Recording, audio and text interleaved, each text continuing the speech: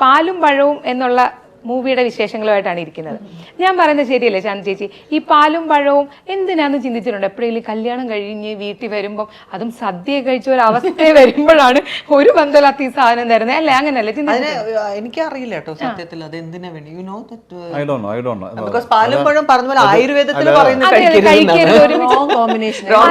അങ്ങനെയാണ് പറയുന്നത്. പക്ഷെ എന്താ ഉദ്ദേശിക്കുന്നത്? രണ്ടും ഇഷ്ടമുള്ള വസ്തുക്കളാണ് മനുഷ്യർ. പഴവും അതെടാ. പക്ഷെ ആയുർവേദ പാല് പഴം ഇടും, നട്ട്സ് ഇടും. ആയുർവേദത്തിൽ പറയുന്നത് ഡൈജഷന്റെ പ്രശ്നം ഉണ്ടാവും. ടൈമിംഗ് ഈ കോമ്പിനേഷൻ കറക്റ്റ് എന്ന് പറയും പാലും പഴം. അത് ശരിയാണ്.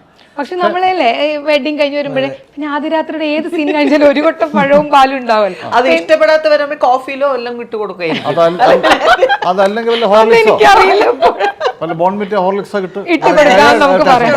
ചിലപ്പോ ഇല്ലേ ഫസ്റ്റ് നൈറ്റിന് മുമ്പ് നല്ല ആരോഗ്യം കിട്ടാൻ വേണ്ടിട്ടായിരിക്കും അടിപൊളി തുടങ്ങുന്നതിന് മുമ്പായിട്ടൊക്കെ അല്ലേ?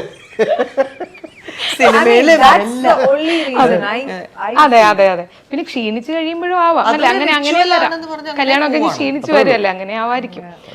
എന്തായാലും മറുപടി എനിക്ക് ഇഷ്ടമായി. പക്ഷെ പാലുമ്പഴവും തമിഴിൽ പണ്ട് പടം ഉണ്ട്. അതെ, ഞാനത് 1961 ജമിനി ഗണേശൻ സാവത്രി, ശിവാജി ഗണേശൻ സാവത്രി. നീ കണ്ടിട്ടുണ്ടോ ആ സിനിമ? ആരെങ്കിലും യൂട്യൂബിലുണ്ട് ഇപ്പോഴും. കണ്ടിട്ടുണ്ടോന്ന് എനിക്ക് ഓർമ്മയില്ല. സൂപ്പർ ഹിറ്റ് പടമാണ് തമിഴില്. അപ്പൊ ഈ കോമ്പിനേഷൻ നമുക്ക് സന്തോഷിക്കാം. ഉറപ്പായിട്ടും പേരില് നമുക്ക് പെട്ടെന്ന് കേട്ടപ്പോൾ ഒരു തമിഴ് പടമാണ്. എനർജി കിട്ടുന്നത്. മംഗളകരമായിട്ടുള്ളൊരു. അതെ അതെ അതെ. അപ്പൊ ഞാൻ ചോദിക്കട്ടെ, എന്താണ് മീരയുടെ ഈ സിനിമ പാലും പഴവും? എന്റെ ഈ സിനിമ പാലും പഴവും ഇതേപോലെ ഒരു മംഗളകരമായിട്ടുള്ള, ഹാപ്പി ആയിട്ടുള്ള, എന്റർടൈനിങ് ആയിട്ടുള്ള, തമാശയുള്ള ഒരു കൂട്ടായ്മയാണ്. അതേ ഉത്തരമാണോ എല്ലാവർക്കും? എല്ലാവർക്കും നല്ല പോസിറ്റീവ് ഫീൽ വരുന്ന ഒരു പടമാണ്. പോസിറ്റീവ് ഫീൽ ആണ്. അതെ അതെ. അപ്പൊ ഇപ്പൊ നിങ്ങളിലേക്ക് ഇപ്പൊ എനിക്ക് തോന്നുന്നു ഇപ്പൊ മീര ആയാലും ചേച്ചി ആയാലും അശോകൻ ചേട്ടനായാലും ഒക്കെ ഭയങ്കര ചൂസിയാണ്, അല്ലേ അശ്വിൻ? അങ്ങനെ തോന്നിയിട്ടില്ലേ? കാരണം ഇവരിപ്പം എനിക്ക് തോന്നുന്നു ഇവരൊരു 3 പതിറ്റാണ്ടായിട്ട്, ഒരാൾ 79, ഒരാൾ 80 വന്ന അത്രയും നിൽക്കുമ്പോൾ ഈ സിനിമ ഇവരിലേക്ക് എന്തുകൊണ്ട് പാലും പഴവും? എന്തുകൊണ്ട് പാലും പഴവും?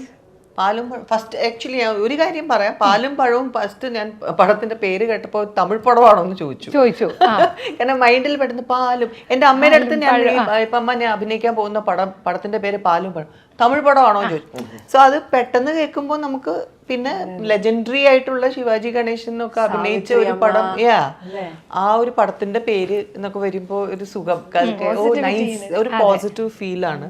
പിന്നെ ഇതുപോലത്തെ ഒരു ടീം, VKP-യുടെ പടം ഞാൻ അഭിനയിച്ചിട്ടില്ല. VKP-യുടെ ഫസ്റ്റ് ആണ് ഞാൻ ഫസ്റ്റ് ടൈം ആണ് ചെയ്യുന്നത്. സോ അത് കേട്ടപ്പോൾ പ്ലസ് മീരയുടെ കൂടെയും ഫസ്റ്റ് ആണ് അഭിനയിക്കുന്നത്. ആൻഡ് ഇതൊരു വേറൊരു ടാലന്റഡ് സാധനമാണ്. എഴുതും. അതെ അതെ. Really good, he is amazing. I really appreciate him. ഞങ്ങൾക്ക് കോമ്പിനേഷൻ ഇല്ല. ഞങ്ങൾ നേരത്തെ വർഷങ്ങളായിട്ട് നമ്മൾ പല പടങ്ങൾ അഭിനയിച്ചിട്ടുണ്ട്. മാസ്റ്റർ പീസ് എന്തൊരു ഹിറ്റ്. മീര കണ്ടിട്ടില്ല മാസ്റ്റർ പീസ്? Web series. അയ്യോ എന്ത് രസമായിരുന്നു രണ്ടുപേരും കൂടെ. ഇപ്പൊ പറയുന്നത് അശ്വിനി എന്താ പറഞ്ഞത്? അല്ല, അശ്വിൻ അത്രയും ടാലന്റഡ് ആണെന്ന്. ടാലന്റഡ് ആണ്, പഠിച്ചത് മൊത്തം ഇവിടെ നിന്നാണ്. അത് കേൾക്കാൻ